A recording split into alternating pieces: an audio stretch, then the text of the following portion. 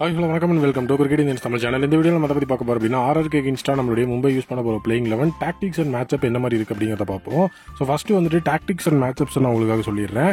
So ஓப்பனிங்கில் பார்த்தீங்கன்னா மும்பைக்கு இஷான் கிஷானும் ரோஹித் சர்மா வந்து ஆடுறாங்க. ஸோ இதில் வந்து ரோஹித் சர்மா வந்துட்டு சந்தீப் சர்மா 3 தடவை இது வரைக்கும் வந்து அவுட் எடுத்திருக்காரு. ஸோ ரோஹித் சர்மாவோட வந்து பார்த்தீங்கன்னா இன்னைக்கு வந்து நிறைய மேட்சப்ஸ் எல்லாருக்குமே இருக்குது. ஸோ ட்ரெண்ட் போல்ட் 2 தடவை வந்துட்டு விக்கெட் எடுத்திருக்கிறார். ஸோ அதே நேரம் வந்து பார்த்தீங்கன்னா நம்ம டெத் பவுலிங் அப்படிங்கிறது பார்க்கும்போது சஹல் போடுவார். ஸோ ஹர்திக் பாண்டியாவோட 3 தடவை விக்கெட் எடுத்திருக்கிறாரு சஹல். ஸோ நீட்டாகவே வந்து பார்த்தீங்கன்னா நிறைய மேட்சப்ஸ் நமக்காக வெயிட் பண்ணிட்டு தான் இருக்கு. பட் ஆனால் வந்துட்டு மும்பை இந்தியன்ஸோட பிளேயிங் லெவனில் மாற்றங்கள் ஏதாவது இருக்குமா அப்படிங்கிற ஒரு மிகப்பெரிய விஷயமும் இந்த இடத்துல நிறைய பேர் கேட்டுட்டு இருந்தாங்க. ஸோ மும்பையை பொறுத்த வரைக்கும் ஓப்பனிங்கில் ரோஹித் சர்மாவோட சேர்த்து நம்மளுடைய இஷான் கிஷான் தான் ஓப்பனிங் விளையாடுவார். அதில் எந்த விதமான மாற்றமும் கிடையாது. ஸோ இந்த ஒரு இடத்துல வந்து பார்த்தீங்கன்னா இவங்ககிட்ட ஒரு நல்ல ஒரு ஸ்டார்ட் கிடைக்கணும். ப்ளஸ் இந்த இடத்துல வந்து பார்த்தீங்கன்னா இஷான் கிஷான் இன்னைக்கு கண்டிப்பாக ஒரு கீயாக இருந்தாகணும். ஏன்னா எல்லாருக்கும் எகெயின்ஸ்டாவும் மேட்சப் இருக்கு. ஈவன் சூரியகுமார் யாதவ் கூட ஸோ அந்த இடத்துல பார்த்தீங்கன்னா ட்ரெண்ட் போல்ட்டும் சஹலும் விக்கெட் எடுத்திருக்காங்க.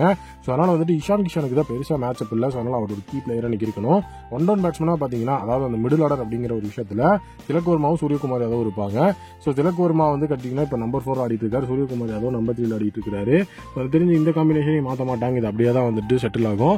ஸோ கண்டிப்பாக திலக் வர்மாட்டு இருந்து நல்ல ஒரு வின்னிங் நாக்ஸ் அப்படிங்கிறது நிறைய இடத்துல பார்த்துருக்கிறோம். ஸோ கண்டிப்பாக வந்துட்டு திலக் வர்மாவை அந்த இடத்துல பேக் பண்ணி ஸோ அவரை வந்துட்டு நல்லாவே ஆட வைக்கணும். ரொம்ப லோயர் டவுன் ஆர்டருக்கு திலக் வர்மாவை கொண்டு போயிடுறாங்க. ஸோ அது எதனால வந்துட்டு திலக் வர்மாக்கு இந்த மாதிரி லோயர் டவுன் ஆர்டரில் வந்து கொண்டு போகிறாங்க அப்படிங்கிறது சுத்தமாகவே எனக்கு வந்துட்டு புரிபட மாட்டேங்குது. ஏன்னா வந்து நல்ல ஒரு பிளேயர் நல்ல மேட்ச் வின்னிங் நாக் ஆடி இருக்கிறாரு. அப்படி இருக்கும்போது அவரை வந்துட்டு பேக் பண்ணாமல் இந்த மாதிரி கொண்டு போகிறது அப்படிங்கிறது எனக்கு வந்து சரியா படல. ஸோ அந்த ஒரு விஷயத்தை பார்த்துக்கணும். ஸோ அவர் வந்துட்டு நம்பர் 4 தான். அது கீழெல்லாம் வந்து அவரை ஸ்லாட் பண்ணால் அது சரிப்பட்டு வராது அப்படிங்கிறது ஆல்ரெடி ஒரு ப்ரூவ் பண்ணிட்டாரு. ஸோ சூரியகுமார் யாதவ் இந்த இடத்துல வந்து பார்த்தீங்கன்னா அவரும் வந்து ஒரு தரமான ஒரு வீரர் அப்படிங்கிறதுல எந்த விதமான டவுட்டும் கிடையாது. ஸோ நீட்டான ஒரு கம்பேக் அப்படிங்கிறதுக்காக கொடுத்து 250 அப்படிங்கிறது போட்டார் 4 மேட்ச்சில். ஸோ இந்த மேட்ச் வந்து அவருக்கு ஒரு டேர்னிங் பாயிண்ட். காரணம் 0-15 அடிச்சிட்டு இருக்காரு. ஸோ இந்த மேட்ச்லேயும் ஒரு டேர்னிங் பாயிண்டாக இருக்கணும். ஸோ அடுத்தது பார்த்தீங்கன்னா ஃபினிஷிங் சைடுக்கு மூவ் ஆனோம்னா ஹர்திக் பாண்டியாவுக்கு பேட்டில் சுத்தமாக படவே மாட்டேங்குது. ஒரு மேட்ச் கூட இப்போ வரைக்கும் அவருடைய ஒரு நல்ல ஒரு நாக், அதாவது இதுதான்ப்பா ஹர்திக் பாண்டியாவோட பேட்டிங் அப்படின்னு சொல்கிற மாதிரி எந்த ஒரு நாக்குமே அந்த இடத்துல இது வரைக்கும் அவன் பார்க்கல. ஸோ அது வந்துட்டு மெயினான ஒரு ஆஸ்பெக்டாக இருக்குது. ஸோ அடுத்தது டிம் டேவிட். ஸோ இவரோட பேட்டிங்கும் அதே மாதிரி தான் ஒரு பெரிய லெவலில் கொஞ்சம் சொதப்பல் மாதிரி தான் வந்து தோணிட்டு இருக்கு டிம் டேவிட். பட் ஆனால் வந்து ஒரு 2 மேட்ச்சில் நல்லா மேட்ச் வின்னிங் நாக் அப்படிங்கிறது ஆடி இருக்கிறார். அதில் வந்து எந்த விதமான டவுட்டும் கிடையாது. பட் ஆனால் அது வந்து எஸ்பெஷலி கன்சிஸ்டன்சி அப்படிங்கிற ஒரு விஷயம் இருக்குது. ஸோ அதையும் வந்து நம்ம மெயின் ஆஸ்பெக்டாக பார்க்கணும். ப்ளஸ் இப்போ பிராக்டிஸ் செஷனில் ராஜஸ்தான் ராயல்ஸுக்கு எதிரான மேட்ச்சில் வந்து அந்த பிராக்டிஸ் செஷனில் ஸோ டிம் டேவிட் ஓவர்ஸ் அப்படிங்கிறது போட்டு ஸோ பவுலிங் ப்ராக்டிஸ் அப்படிங்கிறது பண்ணியிருக்காரு. ஸோ நீட்டாக வந்துட்டு பொலாடுக்குலாம் வந்து ஓவர் போட்டிருக்காரு. ஸோ இந்த மாதிரி விஷயங்கள் இருக்குது. கோச்கே ஓவர் போட்டு மாஸ்க் காட்டியிருக்காரு. ஸோ வந்து நபியை வந்து அண்டர் யூட்டிலைஸ் தான் பண்ணிட்டு இருக்காங்க. சேஞ்ச் அப்படிங்கிற ஒரு விஷயம் நடக்குமா அப்படின்னு பார்த்தா எல்லாரும் நபியோட இடத்துல துஷாரான்னு பேசிட்டு இருக்காங்க.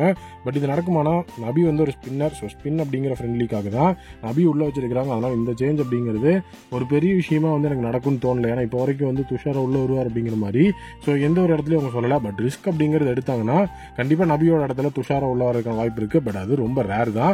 ஸோ அப்படி வந்துட்டு நபி உள்ள வச்சுட்டு ஸோ துஷாரா உள்ள வரணும்னா ரொமாரி ஷெஃபோர்டுக்கு பதிலாக துஷாரா கண்டிப்பாக உள்ள வரல. இது வந்து ஒரு நல்ல ஒரு சேஞ்சாக இருக்கும். ஆங்கிலிங் பிஃபோர் த வெண்டே அப்படிங்கிற மாதிரி நல்ல ஒரு சேஞ்சாக இருக்கும். ஸோ அடுத்தது வந்து ஸ்ரேயஸ் கோபால். ஸோ அந்த பவுலிங் அப்படிங்கிற செக்டார்ல வந்து ஸ்ரேயஸ் கோபால் ஃபார்மர் RR பிளேயர் அப்படிங்கிறதுனால ஸோ லாஸ்ட் மேட்ச் அவர் வந்து பிளே பண்ணி ஒரு மாஸ்க் ஆர்டர் எதிர்பார்த்தோம். பட் அந்த இடத்துல வந்துட்டு அந்த விஷயம் நடக்கல. ஸோ இந்த மேட்ச்ல வந்து கண்டிப்பாக வந்து ஸ்ரேயஸ் கோபாலோட பெர்ஃபார்மன்ஸ் ரொம்ப குரூஷியலான ஒரு பெர்ஃபார்மன்ஸ். கண்டிப்பாக வந்துட்டு ஒரு நல்ல பெர்ஃபார்மன்ஸ் கொடுப்பாருன்னு எனக்கு ஒரு நம்பிக்கை இருக்கு. ஸோ அடுத்து பார்த்தீங்கன்னா ஜெராக்கோச்சை பொறுத்த வரைக்கும் டெத் பவுலிங் அப்படிங்கிறத இப்போ வந்து பும்ராவோட சேர்ந்து ஜெராக்கோச்சை அதை பார்த்துட்டு இருக்காரு. டீசெண்டாக வந்துட்டு அவரோட இனிஷியல் மேட்சஸ் அப்படிங்கிறத விட இப்போ பார்க்கும்போது கொஞ்சம் நல்லாவே வந்து ஆடிட்டு இருக்காரு. ஸோ அந்த ஒரு மிகப்பெரிய அட்வான்டேஜ் நமக்கு இருக்கு. ஸோ ஜெராக்கோச்சோட சேர்ந்துட்டு லாஸ்ட் பிளேயரா பும்ரா இருக்காரு. ஸோ பிளேயிங் லெவனை பொறுத்த வரைக்கும் இந்த மாதிரியான ஒரு மேட்சை போட தான் அவங்க போவாங்க அப்படிங்கிறது என்னோட ஒப்பீனியன்.